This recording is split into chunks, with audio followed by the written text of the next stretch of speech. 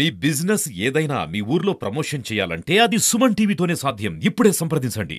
Constituencies లో నీటి సమస్య తాండవం ఆడుతా ఉంది.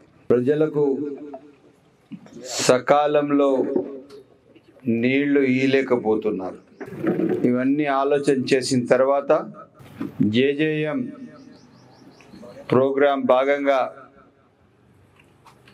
వెలుగలు ప్రాజెక్ట్ నుంచి మదనపల్లి, పొంగనూరు, పలమనేరు, కుప్పం 3,250 రూపాయలతో డిపిఆర్ రెడీ చేశారు. రేపు నెలలో శాంక్షన్ టెండర్లు పిలుస్తున్నారు. రెడీ దాదాపు అయిపోయింది. ఇదే కాకుండా 640 హ్యాబిటేషన్స్ ఉన్నాయి మదనపల్లి కాన్స్టిట్యున్సీలో. మదనపల్లి టౌన్, నిమ్మనపల్లి, రామసముద్రం. ప్రతి హ్యాబిటేషన్కి over head tank, pipe line పూర్తి స్థాయిగా ఇవ్వబోతున్నారు. మదనపల్లి టౌన్కి ఎక్కడెక్కడ ఏ విధంగా ఇవ్వాలో ఆ విధంగా పూర్తి స్థాయిగా నీళ్లు ఇచ్చి దాదాపు నీటి సమస్య లేకుండా ఒక ప్రణాళిక తయారు చేసిన చరిత్ర పెద్దలు చంద్రబాబు నాయుడు గారు. దీనికి మొత్తం డిజైనింగ్ వచ్చిందే మన ఆర్డబ్ల్యూఎస్ ఏఈ మదనపల్లి మండలానికి, రామసముద్రం మండలానికి ఉన్న రియాజ్ గారు చేశారు. రాష్ట్ర స్థాయి ఈఎన్సి అందరూ ఆయనకు పిలిపించుకొని ఆయనకున్న ఒక ఎడ్యుకేషన్లో ఎంటెక్ చేశారు. ఇదే కాకుండా ఆయన దగ్గర ఉన్న పనితనానికి గుర్తించి రాష్ట్ర స్థాయి అధికారులు మన దగ్గర ఉన్న ఏఈ గారి సర్వీసెస్ తీసుకుంటారు. ఒక మంచి ఆఫీసర్కి గుర్తింపు ఆ స్థాయిగా ఉంటుంది. మన కాన్స్టిట్యున్సీలో వేసవి కాలం వస్తే చాలా కష్టపడేవాళ్ళం. 3 బోర్లు 4 బోర్లు వేస్తే కూడా నీళ్లు పూర్తి కాదు. నీళ్లు ఇయ్యలేం సకాలంలో. ఆ దిశలో ఈరోజు ఒక 3,000 కోట్ల రూపాయలతో ఒక ప్రత్యేక ప్రణాళిక తయారు చేసి శాశ్వత నీటి సమస్య పరిష్కారం చేసేదానికి పూర్తి స్థాయిగా పెద్దలు చంద్రబాబు నాయుడు గారు బాధ్యత తీసుకున్నారు. ఇదే కాకుండా ఇది ఏదైతే యాక్షన్ ప్లాన్ ఉందో 2060 నాటికి ఇంకొక 36 సంవత్సరాలకి, అంటే 40 సంవత్సరాలకి సరిపోయే ప్రణాళిక తయారు చేసి ఆ విధంగా వచ్చే పాపులేషన్కి డిజైన్ చేసి ఆ విధంగా ఒక పూర్తి స్థాయిగా ఒక ప్లాన్ ఆఫ్ యాక్షన్ తయారు చేసి అది ఒక సరైన గవర్నమెంటు ఏదైనా సరైన పని చేసే తీరు. ఈ ప్రభుత్వం వచ్చిందే ప్రజాప్రభుత్వం, ప్రజల కోసం పనిచేసే ప్రభుత్వం, నిరంతరం సమస్యలపైన పనిచేసే ప్రభుత్వం. ఎమ్మెల్యేలుగా మేము తెల్లవారి 7 గంటల నుంచి రాత్రి 11 గంటల వరకు నిరంతరం ప్రజల్లో ఉన్నాం. ప్రజా సమస్యల పరిష్కారం చేస్తున్నాం. సకాలంలో ప్రజలకు అందుబాటులో ఉన్నాం. ఇదే కాకుండా పార్టీ ఆఫీస్ నుంచి కూడా మనకు ఒక ప్లాన్ ఆఫ్ యాక్షన్ ఉంటుంది. ఇదే కాకుండా రేపు శనివారం, రేపు తెల్లవారి 9 గంటల నుంచి ప్రతిరోజు మన దగ్గర గ్రీవెన్స్ జరుగుతుంది.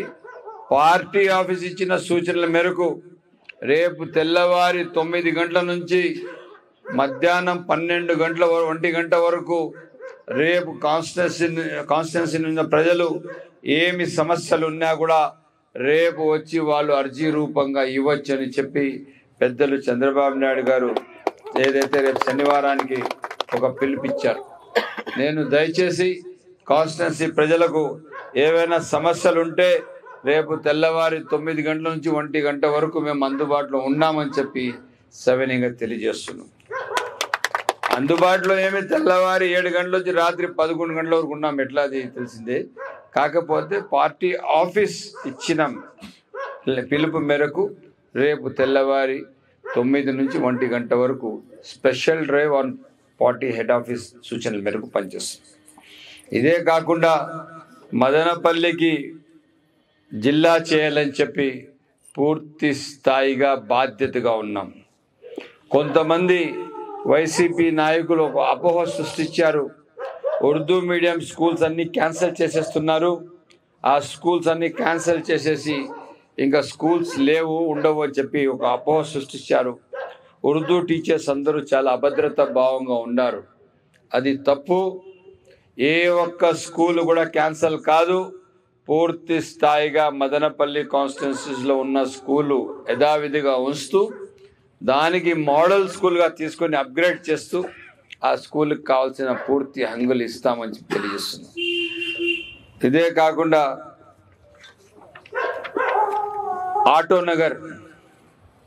ఆటో నగర్ సమస్య కూడా పూర్తి స్థాయి పరిష్కారానికి తీసుకొని వచ్చాము.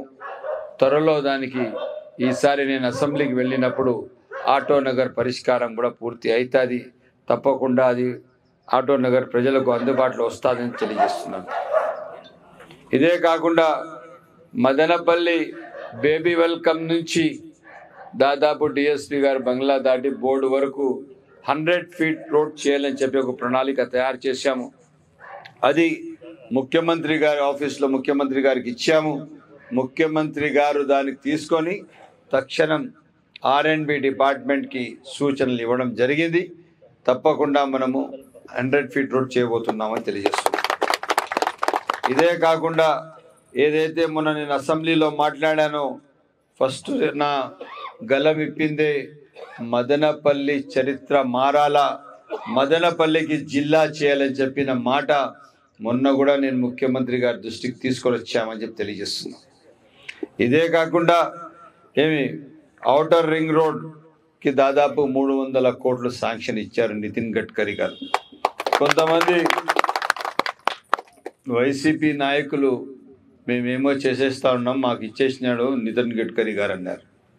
మీరు పాలనలో ఉన్నప్పుడు చేయలే, ఇప్పుడు గుర్తొచ్చేసినాయా? అప్పుడు ఎంచేదానికి మిషన్లు సల్లే మీకు డబ్బులు. భూములు ఎక్కడ దొరికితే అక్కడ మోసేసిన చరిత్ర మీది. సారాయి టెండర్లు మీవి, మైనింగ్ టెండర్లు మీవి. ప్రజలు ఇంకా ఏమన్నా జేబుల్లో డబ్బులు ఉంటే అవి కూడా ఇంకా పెరుక్కొని పోయినరు. ఈసారి ఏడన్నా ఈ వైసీపీ పాలన వచ్చేసినంటే 2 కిడ్నీలు 1 కిడ్నీ రైట్స్ తీసుకొని అందరి దగ్గర కిడ్నీ రైట్స్ అన్నీ రాసుకునేసిందే. ఇప్పుడు ఎట్లా ఉందంటే ఒక సంతలో దొంగలిచ్చేస్తాడంట. దొంగలిచ్చేసింది అందరికన్నా ముందు వీడే అరుస్తా అంట దొంగ అని. ఇంకా వాళ్ళు ఎత్తుక్కుంటూ ఉంటారు, ఈడు పారిపోతాడు. అది పరిస్థితి. 5 ఏళ్ళు వీళ్ళు ఏం చేశారంటే సర్వనాశనం చేసేసారు. రాష్ట్రానికి ఉన్న ఆర్థిక వ్యవస్థకు సర్వనాశనం చేసిన చరిత్ర వైఎస్ఆర్ పార్టీ, జగన్మోహన్ రెడ్డి. ఎక్కడ కూడా కానీ ఆయనకు పరిపాలన దక్షతలో అవగాహన లేని మనిషి. 4 పిల్లర్లుగా నలుగురు ఎవరికో వాళ్ళపైన బాధ్యత పెట్టారు. ఆ 4 పిల్లర్లు 2020లోనే పడిపోయినాయి. ఆయన చూసుకునే లోపల 2024 వచ్చేసింది. అప్పటికే ఇల్లు కూలిపోయింది. అది పరిస్థితి. ఇదే కాకుండా బీటీ కళాశాలకు ఖచ్చితంగా యూనివర్సిటీ స్టేటస్ ఇచ్చి పూర్తి స్థాయిగా బీటీ కళాశాల అభివృద్ధి చేసే బాధ్యత మాది అని చెప్పారు సార్. ఇదే కాకుండా టొమాటో ప్రాసెసింగ్ యూనిట్, దానికి ఒక పెద్ద ప్రణాళిక తయారు చేశాం. తప్పకుండా టొమాటో ప్రాసెసింగ్ యూనిట్ తీసుకొని వస్తాము తెలియజేస్తాం. ఇదే కాకుండా కొంతమంది మా సహోదరులు మదనపల్లి హాస్పిటల్ గురించి మాట్లాడుతున్నారు.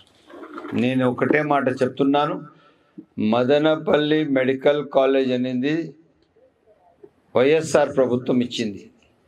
కాంట్రాక్టర్తో లాలూచి పడి నాణ్యత లేని పని చేశారు. ప్రెస్ వాళ్ళు కూడా అక్కడికి పోతే లోపలికి రానిలేదు. ఏ రోజు ఏ ఒక్కరికి లోపల వచ్చి మెడికల్ కాలేజ్ బిల్డింగ్లు ఎలా ఉన్నాయని చూసుకోవడానికి కూడా లోపల అలో చేయని చరిత్ర వైఎస్ఆర్ ప్రభుత్వంది. నేను ఎమ్మెల్యే అయిన తర్వాత మా ప్రెస్ సహోదరులకు అందరికీ తీసుకొని మొట్టమొదటిసారి లోపల పోయినాం. ఆ భీములు ఎట్లా ఉన్నాయంటే ఇట్లా వంకర టొంకరగా పాములు ఉన్నాయి. ఇంకా దాంట్లో పిల్లలు చదివితే ఆ భీములు ఏడుంటాయో బిల్డింగ్ ఏడుంటుందో ఇంకా మనమే చూసుకోవాలి. బట్ మదనపల్లి హాస్పిటల్ ప్రైవేట్లెస్ కాకుండా ఖచ్చితంగా చేస్తామని తెలియదు. పీపీపీ మోడల్లో ఏదైతే మెడికల్ కాలేజ్ ఇచ్చారంటే అది పూర్తి స్థాయిగా వాళ్ళకి ఇవ్వడం లేదు. ప్రభుత్వం దానికి పార్ట్నర్షిప్గా ఉంటుంది. ఒక క్లారిటీ ఉంది. ఆర్థికంగా రాష్ట్రం మొత్తం కుదించిపోయింది. డబ్బులు లేవు. సంక్షేమ కార్యక్రమాలు చేస్తున్నాము. 4,000 రూపాయలు పెన్షన్ ఇస్తున్నాం. భారతదేశంలో ఏ రాష్ట్రం ఇవ్వడం లేదు.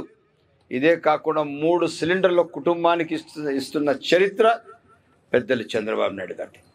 ఇదే కాకుండా ఈరోజు ఏదైతే మాట ఇచ్చినామో ఖచ్చితంగా ఆ మాటకు మేము కట్టుబడి ఉన్నాం. సమ్మర్ స్టోరేజ్ ట్యాంకులు 2 ఉన్నాయి మన దగ్గర.